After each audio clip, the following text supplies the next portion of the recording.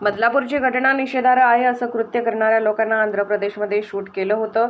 गुन्हेगारांना अशी शिक्षा देण्याची गरज आहे। गुन्हेगार मोकाट सुटले आहेत, याला जबाबदार सत्ताधारी आहेत, हेच गुन्हेगारांचं संरक्षण देत आहेत। या घटनेचा निषेध करत असताना गुन्हेगारांवर कडक कारवाई व्हावी अशा प्रकारची मागणी आम्ही करतो। महानगर त्याचप्रमाणे बदलापूर सारख्या छोट्या ठिकाणी अशा घटना घडतात तर लोक निषेध करणारच, लोक जन आक्रोश करणारच। उरणमधलं प्रकरण आणि इतर प्रकरण यांना दिसणार नाही।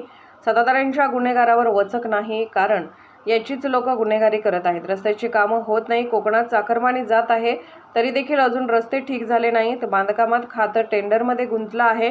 मागच्या काळामध्ये मार्चमध्ये घाईगडबडीत 28,000 कोटी रुपयांचे टेंडर काढले गेले। 7 ते 8% काम झालं असताना आता असेच पडले आहे। त्यामुळे रामदास कदम बोलले ते काही चुकीचे नाही। आणि असं असताना बदलापूरची घटना ही निषेधार्ह असं कृत्य करणाऱ्या लोकांना मी तर म्हणतो, मागे आंध्रामध्ये कसं शूट केलं होतं अशा गुन्हेगारांना अशीच मला असं वाटतं शिक्षा देण्याची आवश्यकता आहे। गुन्हेगार मोकाट सुटलेले, याला कारण सत्ताधारी हेच गुन्हेगारांना संरक्षण देतात अशा प्रकारची स्थिती आहे। मग या घटनेचा निषेध करत असताना गुन्हेगारावर कडक कारवाई व्हावी अशा प्रकारची मागणी आम्ही करतो।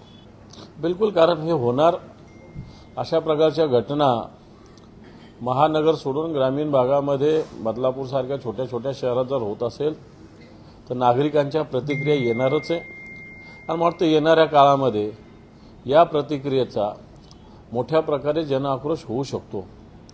जे लोक हिंदू जन आक्रोश म्हणतात, मला असं वाटतं या भगिनी हिंदू नाही का? उरणची भगिनी असेल, बेलापूरची असेल, बदलापूरची असेल, हे यांना दिसणार नाही, हे बिलकुल दिसणार नाही यांना। आणि म्हणून या सगळ्या घटनेचा तीव्र निषेध आम्ही करतो।